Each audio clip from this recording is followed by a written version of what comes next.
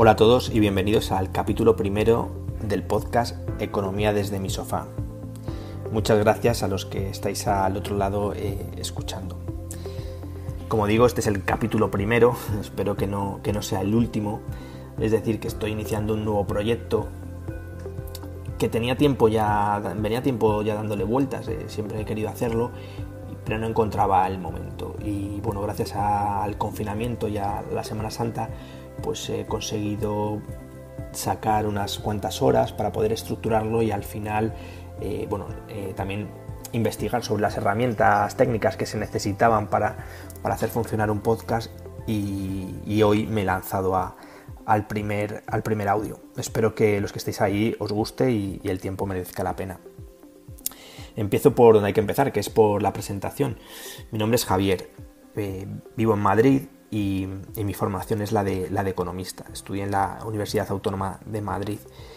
Profesionalmente me dedico a la consultoría tecnológica, es decir, no me dedico a temas de investigación económica, aunque en mi día a día sí que lo que veo son procesos de empresas muy relacionados con la parte financiera, contabilidad y utilizando la tecnología como gestión del cambio, ¿no?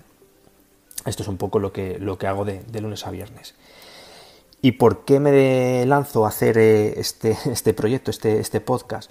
Pues bueno, la primera razón es que la economía en general es un tema que me gusta mucho, ya no solo porque me haya formado académicamente, sino me gusta leer sobre el tema, me gusta escuchar audios y sobre todo me gusta debatir y discutir con mis amigos los diferentes puntos de vista sobre problemas concretos o sobre situaciones y cómo vemos el futuro. Así que al final aquí en estos audios semanales que publicaré, pues no dejaré de dar mi punto de vista y de tratar de enseñar lo poco o lo mucho, más bien poco, que sepa sobre el tema. Tengo que decir que yo soy un consumidor del formato podcast. Realmente siempre he sido oyente de radio, mucho más que de televisión. O sea, he consumido mucho más radio que televisión. Me parece un medio muy directo, muy inmediato y que me ha gustado mucho.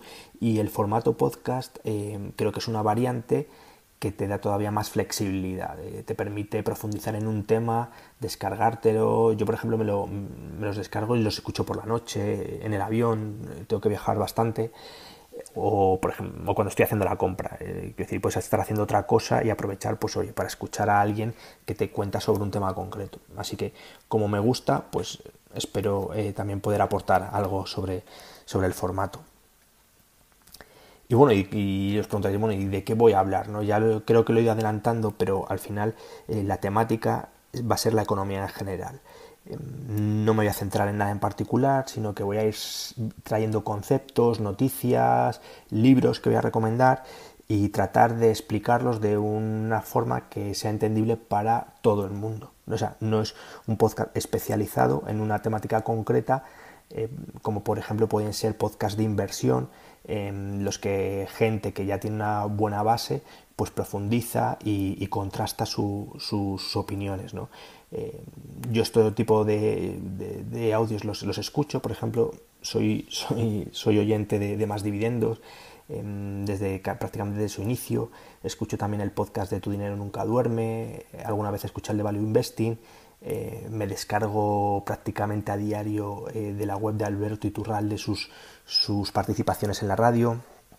O sea, quiero decir, esta temática de inversión está, yo creo, ampliamente cubierta y no tendría mucho que aportar. Entonces, como digo, esto es más tema genérico sobre la economía, ¿vale? Así que nada, pues habiendo hecho las presentaciones y habiendo explicado la temática, pasamos al primer capítulo. Y empieza la primera contradicción. He dicho que no era un podcast de inversión, pero hoy os voy a hablar de bolsa y mercado de acciones. Al final, la bolsa es sobre todo ahora mismo es un tema que está en las noticias, sobre todo por la situación desgraciadamente que tenemos. Lo primero es la salud, pero hay noticias de, oye, la bolsa ha caído, ha subido, y hay gente pues bueno, que está preocupada o que a lo mejor tiene familiares que tienen inversiones y que no llegan del todo a entender el concepto. ¿Qué es la bolsa al final? Cuando la gente habla de la bolsa, ¿a qué nos estamos refiriendo? La bolsa no deja de ser un mercado como puede ser la pescadería de la esquina de tu casa. En un mercado se venden y compran productos y la bolsa se venden y compran productos también. Estos productos son acciones, son bonos, son obligaciones. Eso es lo que se comercializa en la bolsa. La bolsa hay que decir que lo que hace es que pone en contacto ahorradores, gente que ha ido ahorrando, tiene una capacidad de ahorro, tiene fondos, y a empresas que necesitan financiación. ¿Vale? En esto es muy importante diferenciar mercado primario de secundario. El mercado primario, y esto es un poco técnico, pero vamos a pasar rápido. El mercado primario es cuando una empresa, por ejemplo, necesita 1.000 millones de euros para expandirse o para desarrollar un proyecto, y podría pedirlos a los bancos, o también puede ir al mercado a recaudar ese dinero y emite nuevas acciones. Emite nuevas acciones, por lo que la gente es propietaria de esa empresa y a cambio recopila ese dinero. Bueno, ese es el mercado primario, que son las primeras acciones que se emiten a cambio de dinero y es en contacto directamente los ahorradores con la empresa. La bolsa en sí es un mercado secundario, es decir, una vez que ya se han emitido esas acciones, pues se intercambian entre partes. Entre una persona que tiene una acción de Telefónica quiere venderla y hay otra que quiere comprarla, pues eso se hace a través de un mercado organizado que es la bolsa, ¿vale? O sea, ya hemos adelantado que en la bolsa al final, la bolsa y sobre todo el mercado de acciones, como hemos dicho, había diferentes productos, acciones, bonos, obligaciones. Nosotros nos vamos a centrar en las acciones, que al final es lo que la mayor parte de la gente entiende cuando se habla de jugar en la bolsa. Entonces, ¿qué significa comprar acciones, ¿no? Cuando alguien dice, estoy comprando acciones, ¿qué estás haciendo? Pues lo que estás haciendo es compras una parte de una empresa. Compras una parte de una empresa en función del valor de la acción y esa empresa está obligado no, lo normal es que reparta dividendos, es decir, en función de los beneficios que tenga, reparta esos beneficios entre sus propietarios. Tú, como tienes una parte de la empresa, pues te corresponde una parte de esos beneficios que se llaman dividendos. Y esto es también por lo que la bolsa se llama, en mercado de acciones, renta variable. ¿Por qué? Porque los dividendos dependen de los beneficios que haya tenido la empresa. Entonces, el concepto más importante es que tú, cuando inviertes en bolsa, en mercado de acciones, estás comprando partes de una empresa, estás comprando activos reales, algo tangible, ¿vale? Eso me parece que es un concepto muy sencillo, pero incluso personas que se dedican a comprar y a vender en periodos cortos de tiempo, lo que se llaman especuladores, que compran y venden para sacar un beneficio en un corto plazo, pues muchas veces no se tiene en mente, pero tú al final estás invirtiendo en un negocio. Es decir, tú compras 2 acciones de Amazon porque crees que Amazon va a vender, va a generar beneficios, va a entrar dinero en la caja, y al final eso repartirá beneficios entre esos accionistas. A ti te tocará la parte concreta, que depende del número de acciones, o se revalorizará esa empresa, cada vez valdrá más, ¿vale? Bueno, este es el concepto. Entonces, si alguien quisiese invertir en acciones, si alguien quisiese invertir en compañías, en la bolsa, ¿cómo lo podría hacer? Es decir, yo tengo unos ahorros, quiero invertir en bolsa comprando acciones. ¿Qué posibilidades tengo?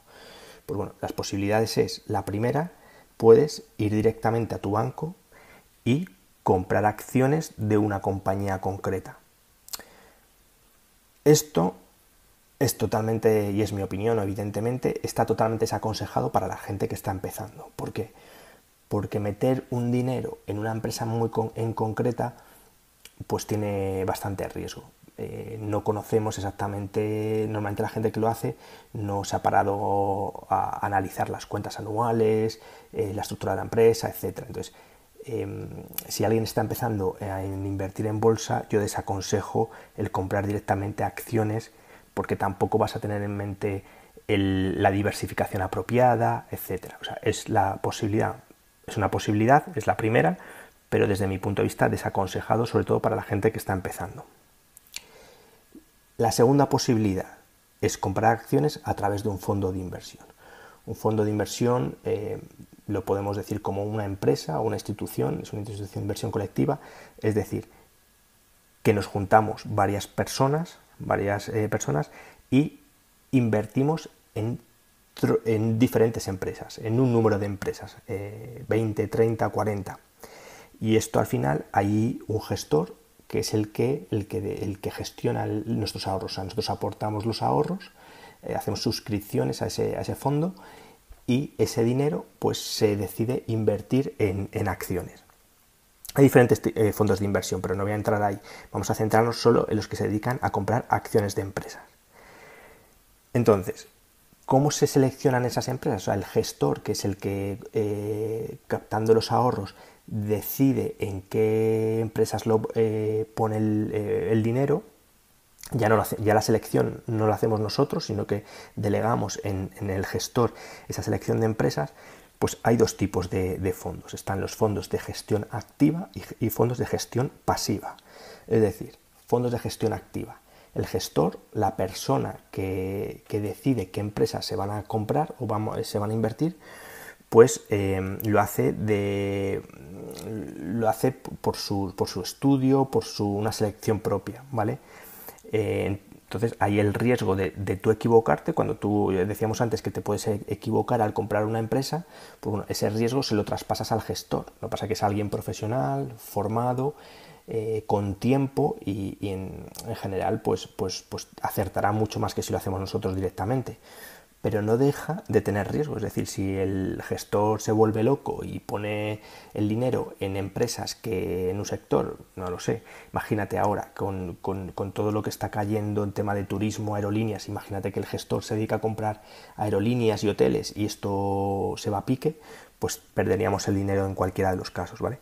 Entonces, los fondos de gestión activa es un tercero, un gestor, el que decide dónde pone el dinero y qué compañías compra. Y luego están los fondos de gestión pasiva, que lo que hacen es replicar un índice. Es decir, por ejemplo, en la bolsa americana hay índices, el Standard & Poor's, que lo que hace es que coge las 500 empresas más grandes o más importantes, hay un criterio muy concreto de toda la bolsa americana.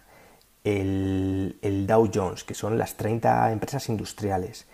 El Nasdaq 100, que son las 100 empresas tecnológicas. Es decir, hay índices. En España tenemos bien el índice de la bolsa de Madrid, que representa a las empresas que cotizan en la bolsa de Madrid, a todas, o el IBEX 35, que es un índice selectivo, es decir, coge las 35 empresas, también con un criterio, vamos a decir que son las 35 empresas más importantes de la bolsa.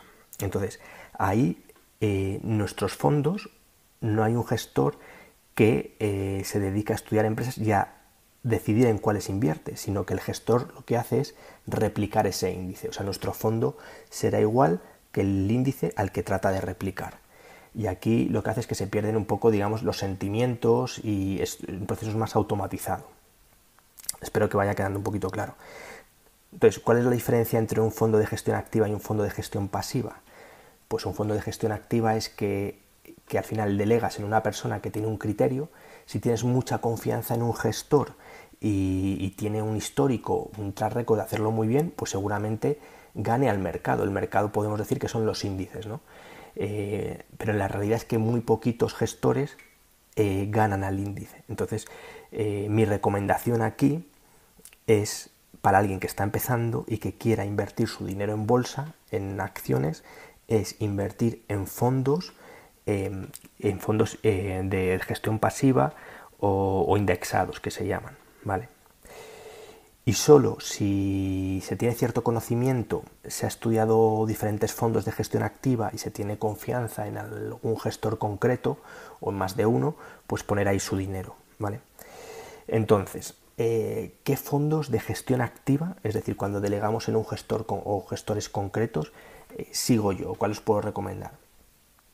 Yo los que sigo son fondos que lo que invierten es inversión de valor, que se llama. Básicamente consiste en comprar barato y vender caro, encontrar cosas que están a un precio por debajo de lo que valen Pero imagínate un piso que una herencia, imaginaos un piso en el Paseo del Prado, que es de una herencia, los que heredan tienen que vender rápido, ¿vale? Entonces lo venden por debajo de lo que vale, de lo que dice el mercado. Pues bueno, eso sería una inversión en valor. Pues lo mismo serían con las acciones.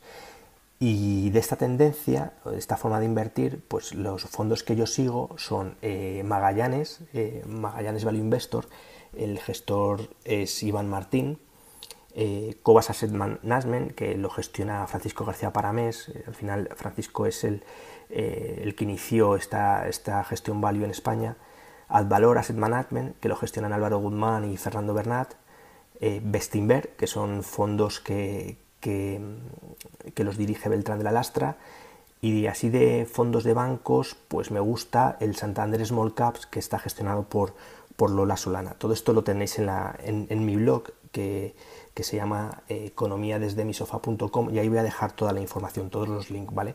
Para que lo podáis seguir. Pero bueno, esos son fondos de gestión activa, esos son los fondos en los que yo sigo. De todos esos, donde yo tengo una parte de mis ahorros es en el de Magallanes. La verdad que Magallanes es el que más me convence. Bueno, por diferentes razones, pues ese es el que me ha convencido y donde tengo ciertos ahorros. Magallanes tiene 3 fondos, uno invierte en empresas de España y Portugal, otro en europeas y luego tiene otro de microcaps. Yo sobre todo invierto en el de microcaps y en el de Iberia, ¿vale? Y la razón por la que invierto es porque Iván Martín me gusta lo que cuenta, cómo lo cuenta, me gusta la estructura del fondo. Iván Martín es el presidente y el que dirige la inversión, pero bueno, luego está Blanca Hernández, que es la consejera delegada. Bueno, hay diferentes razones que me dan confianza, ¿vale? Esto es como cuando vas al doctor, pues hay muchos buenos y al final uno te da confianza. Pues yo de los que os he hablado son todos buenos, pero el que me convence a mí al final es Magallanes. Y luego en fondos de inversión pasiva, de gestión pasiva, que sería por los que yo empezaría, si tuviese que empezar a invertir en bolsa, yo empezaría a invertir por los fondos de inversión de gestión pasiva. De estos, en España hasta hace poco no había mucha variedad. Lo más fácil para empezar son los fondos naranjas, los de ING, que tiene 3. Uno que lo que hace es replicar al Standard & Poor's 500, la bolsa americana, otro al Eurostock 50, al índice europeo, y otro al IBEX 35. Pues bueno, pues yo empezaría por el Eurostock o por el IBEX 35 y haría aportaciones recurrentes. Este es un buen momento para empezar porque la bolsa ha caído. Entonces, la forma de empezar es, yo no empezaría por invertir en acciones de manera directa, tampoco empezaría a invertir con fondos de inversión de gestión activa hasta no analizar bien qué fondos hay y que haya un gestor que os convenzca, que os dé la confianza, y empezaría por la gestión pasiva, ¿vale?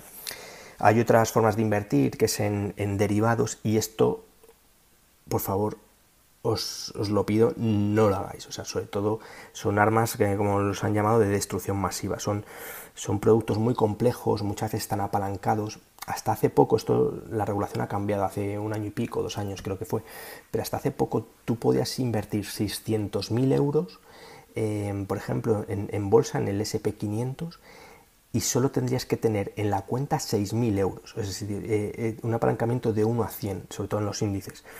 Es una forma de arruinarse muy rápidamente, así que hay mucha publicidad sobre esto.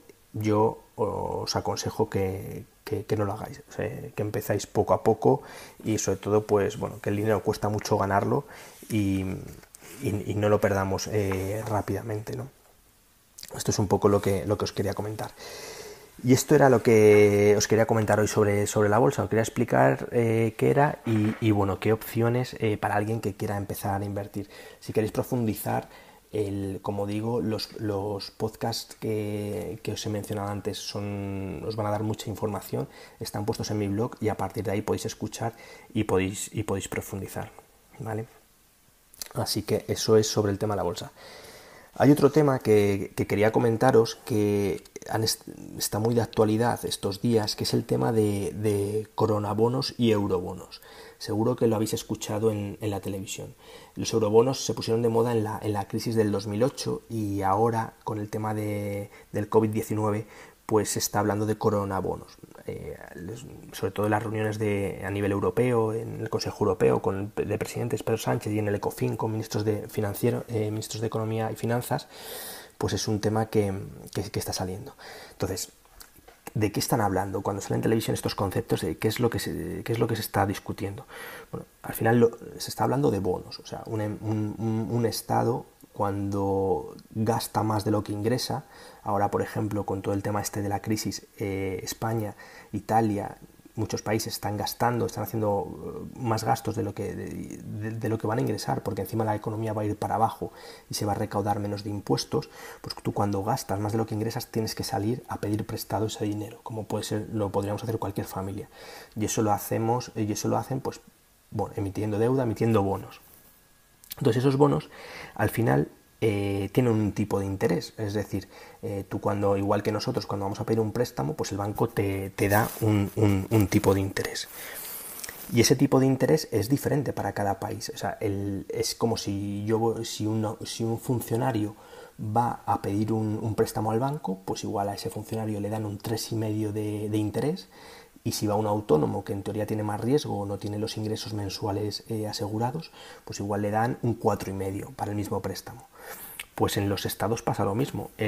Si va a España, que a lo mejor tiene una economía más débil que la alemana, pues a España le cuesta más financiarse y tiene que pagar más intereses por su deuda que Alemania.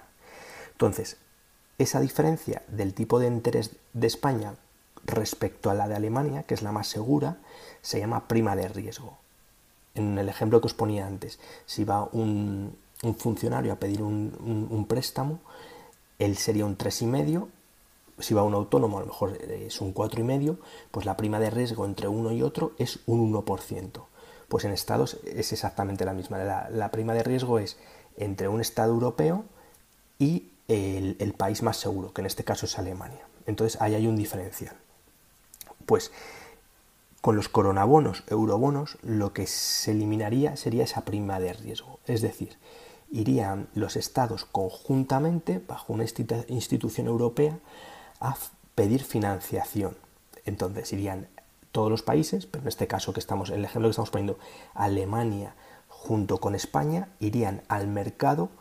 Entonces no habría dos tipos de interés, habría un único tipo de interés. Si en el ejemplo que estamos poniendo de dos personas, de un autónomo y de un funcionario, si al funcionario le daban 3,5 y al autónomo un 4,5, pues seguramente si van los dos juntos, con responsabilidad mancomunada, el tipo de interés fuese del 4%.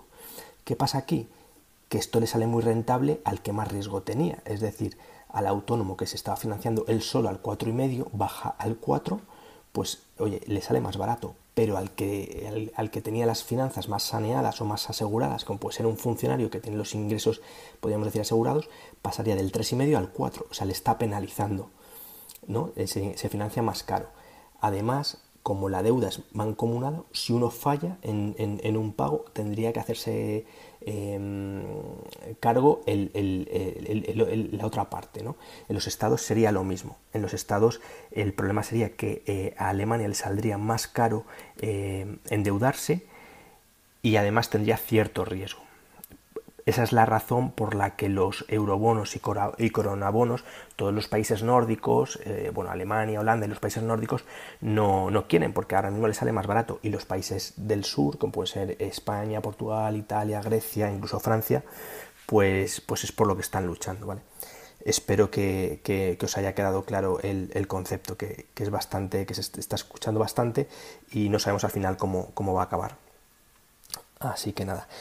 Ya para acabar, os quería recomendar un libro que se titula se titula El crack del 29. Está relacionado con todo lo que estamos viviendo estos días. De hecho, el Fondo Monetario Internacional ha dicho que esta crisis es similar, similar a la del crack del 29, a la Gran Depresión que ocurre después del 29. Y este libro está muy relacionado. Es un libro que realmente lo tengo desde hace unos cuantos años. Me lo compré una vez en el aeropuerto, esa típica venta de impulso, y no me lo leí, llega hasta la página 40. Y ahora estos días que también he tenido tiempo lo he rescatado y me lo he estado leyendo y la verdad que me ha parecido muy, muy interesante. Como digo, el título es El crack del 29, escrito por John Kenneth Galbraith, que es un economista canadiense ya fallecido, pero muy reputado. Estuvo prácticamente nominado al Nobel durante varios años y la editorial se llama Ariel, ¿vale? Entonces, en el libro lo que describe describe muy bien las sensaciones, la situación previa al gran crack del 29, que fue la caída en bolsa más grande que ha habido y la crisis más importante que ha habido en Estados Unidos y en el resto del mundo. Entonces describe la situación que había y luego cuáles fueron un poco los factores que desde su punto de vista, desde el punto de vista del autor, pues nos llevaron a esta crisis. Y desmitifica un poco que fuese las causas, que fuese una causa general, sino el autor habla pues que el crédito en las compras de acciones, esto que veníamos hablando del apalancamiento de los derivados, pues bueno, ahí el auge que se produjo, y sobre todo que está muy reducido a una pequeña población, a un pequeño número de personas en Estados Unidos. Pero bueno, al final las causas fueron muy graves y extendidas en el tiempo. Y sobre todo lo que escribe muy bien es la sensación, o sea, el primer día que cae la bolsa, cómo se recupera, los mensajes que se daban en la prensa, lo difícil que es ser contrarian, es decir, llevar la contraria a todo el mundo. Cuando hay una burbuja, el que lleva la contraria es tachado, ¿no? Pues de antipatriota, bueno, todo esto lo refleja muy bien y os lo dejo ahí. En la web he dejado el link y bueno, un poco los datos para el que quiera leerlo. Si lo busquéis en internet lo vais a encontrar, muy, muy fácil. Así que nada más, esto era todo lo que os quería contar en este primer podcast. Espero que os guste. El siguiente será el próximo domingo. La periodicidad con la que quiero publicar es semanal y el tiempo, la duración es pues eso, entre 20 y 30 minutos. No, tampoco quiero enrollarme mucho. Así que nada más, muchas gracias y un abrazo a todos.